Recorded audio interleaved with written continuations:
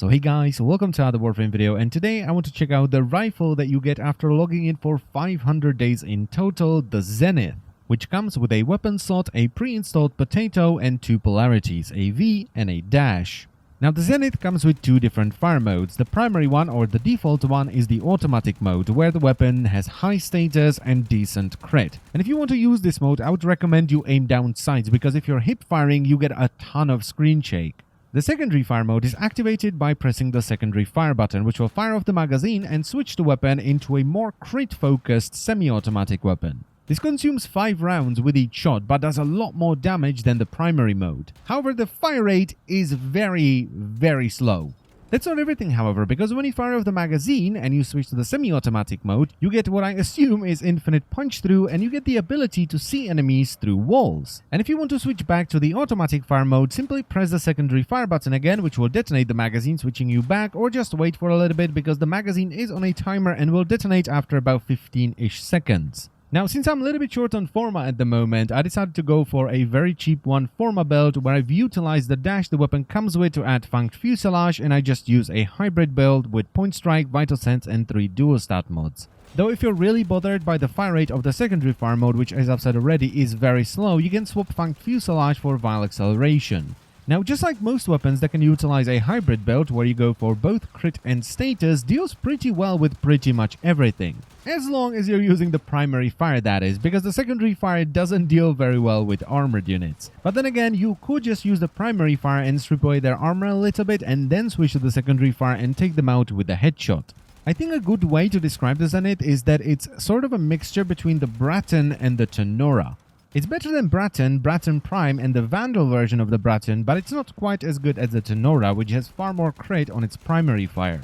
Now, there is unfortunately an issue with the secondary fire. Well, not with the secondary fire itself, but rather with the ability to see enemies through walls, because it just doesn't work very well in the majority of situations. And it's not their fault, they didn't just half-ass this mechanic, and I unfortunately don't think they can fix it either. Because it's an issue with culling, which is a technique used by all games to pretty much just increase performance.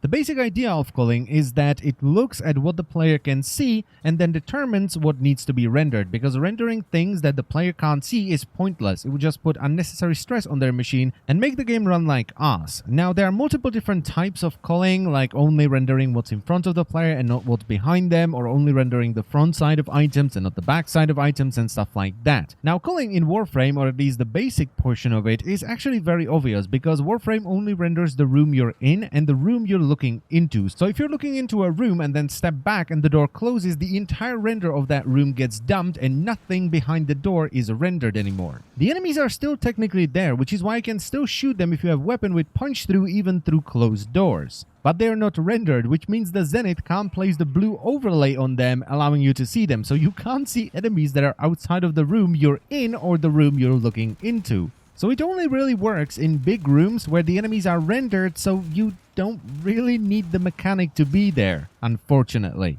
And this makes me really sad, because I think it's a really cool mechanic to be able to see and shoot enemies that are hiding behind walls. However, as I've said already, it only really works if they're hiding behind a pillar. If they're in another room, you just won't be able to see them thanks to culling.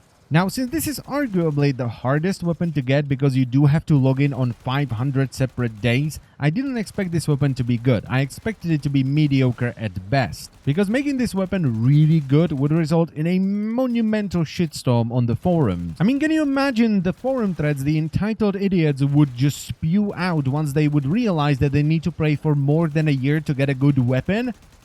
There'd be madness. So as I've said already, I didn't expect this weapon to be good, so I wasn't disappointed. I was actually surprised because it turned out better than I thought it would be. It does a good amount of damage, and I think you can easily blast through all 3 sorties with this regardless of the faction. It's good, it's a nice weapon, it's just a shame that the unique mechanic gets screwed over by culling.